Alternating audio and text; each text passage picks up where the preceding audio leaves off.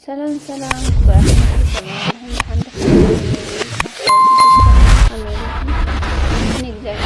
እንኳዕ ድማ ዝሓኩም ንዓርብ ስቕለት ሽልማት ሒዘልኩም ዝመፅእ ኩሎማ ዓርብ ስቕለት እንታይ ማለት እዩ ዝብል ትምህርቲ ብኽቡር ኣቦና ሒዘልኩም መፅእ ኣለኹ። ናብኡ ከብለኩም ኩራት ኣሕዋተይ ንዝትፈልጥኒ ላይክ ሸር ሰብስክራይብ ጎርሌ ኣሕዋተይ ንዝተባራትዑኒ ድማ እግዚአብሔር ኣምላኽ ይኽብረለይ።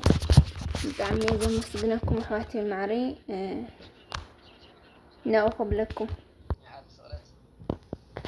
ተፈጸመ ሁነታት መጋገሪና መቼም ኣብ ሃይማኖትና ኣብ ኦርቶዶክስ ሃይማኖት ኣብ ክርስትና ሃይማኖት ካብ ዘለዉ ዓበይቲ በዓላት ለማዓንቲ ሓደ በዓል እዩ።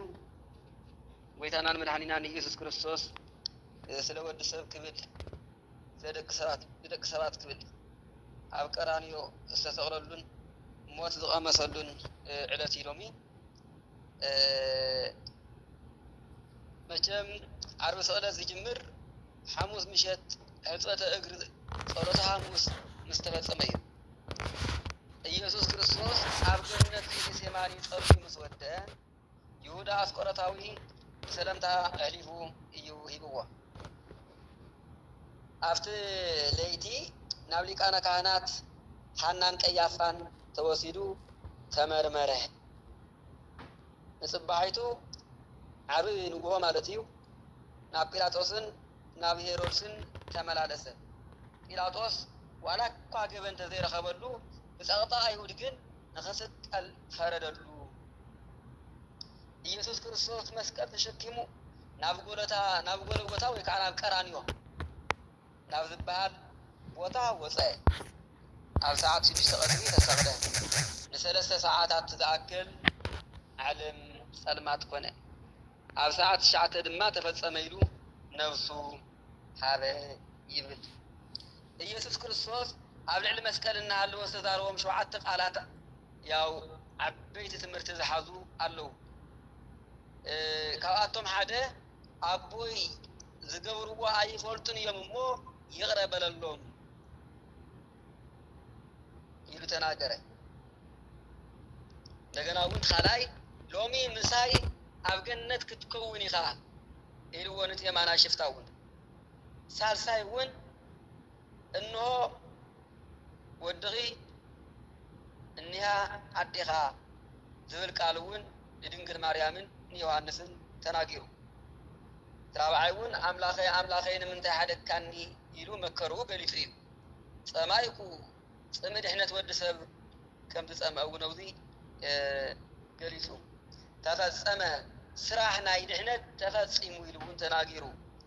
መበል መወዳእታ ኣቦይ ሆይ ነብሰይ ናብ ኢድካ እልግስ ኣለኹ ኢሉ ተናጊሩ መጨረሻ። ስለዚ ዓርቢ ስቕለት ዝክሪ ሞት ጥራይ ዘይኮነስ ዓበይቲ ምስጢራት ዝተገልጸሉ መዓልቲ እዩ።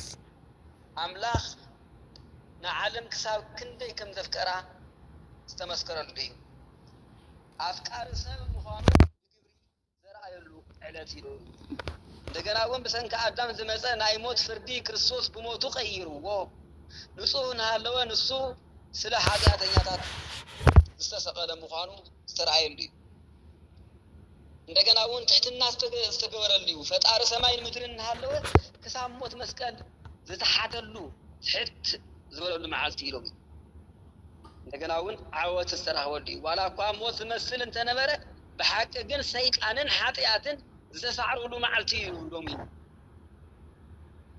ኣብ ኦርቶዶክስ ተዋህዶ ቤተ ክርስቲያን ዓርቢ ስቕለት ካብ ንግሆ ክሳብ ምሸት ብጸሎትን ብስግደትን እዩ ዝሕለፍ።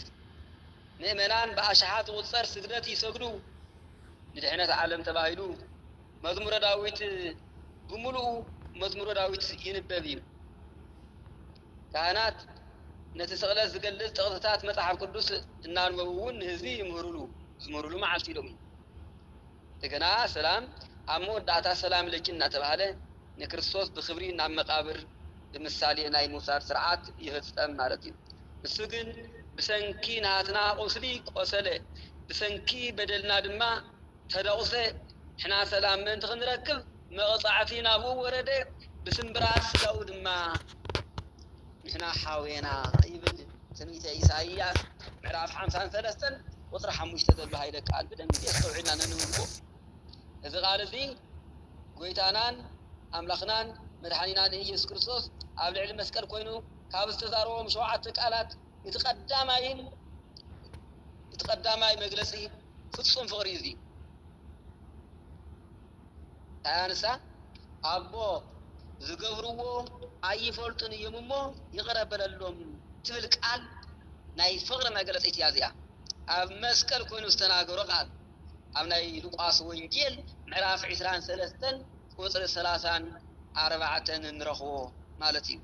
ስለዚ ጎይታና ኢየሱስ ክርስቶስ ናብዛ ዓለም ዝመጸሉ ቀንዲ ዕላማ ንዝጠፈ ሰብ ንምድላይን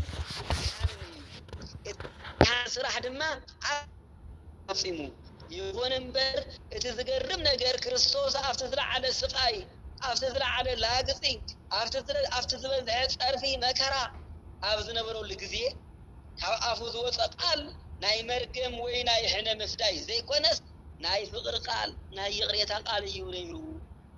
ናይ ይቕሬታ ቃል እዩ ወፂኡ ካብ ክርስቶስ ካይድያታ ቃል ንሳ ዝገብርዎ ኣይፈልጡን እሞ ይቕረበለሎም ትብል ቃል ብጣዕሚ ዝገርም ቃል እዩ። ዘይፈልጡ እዮም ናይ ድንቁርና መጋረጃ እዩ። ዘይፈልጡ እዮም እንታይ ሸፊንዎም ናይ ድንቁርና መጋረጃ ስለ ዝሸፈኖም ኣብቲ ግዜ ዝነበሩ አይሁድን ሊቃነ ካህናትን ናይ ሮሜ ነቲ ዝሰቅልዎ ዘለዉ ንጉስ ምዃኑ ኣይፈለጡን ኣይተረድኡን። ንጉስ ክብሪ ምዃኑ ፈጣሪ ኩሉ ዓለም ምዃኑ ንዖም ዝፈጠረ ንሱ ምዃኑ ኣይተረድኡን። ቅዱስ ጳውሎስ ነዛ ጥበብ እዚኣ ካብ ገዛእቲ እዛ ዓለም እዚኣ ሓደ እኳ ዝፈለጣ የልወን እንተ ዝፈልጥዋስ ንጎይታ ክብሪ ኣይመሰቀልዎን ነይሮም ይብል ቀዳማይ ቆሮንቶስ ምዕራፍ 2 ቁጥሪ 8 ዘሎ። ስለዚ ሓጢኣት ንዓይኒ ልቢ ሰብ ይዕውሮ እዩ። ሰብ ክብድል ከሎ ንመን ይብድል ከም ዘሎን ሳዕቤኑን ኣይርድእዎን እዮም ሰባት። ጎይታ ግን ነቲ ድንቁርናኦም ርኢዩ ብምሕረት ተመልኪትዎም።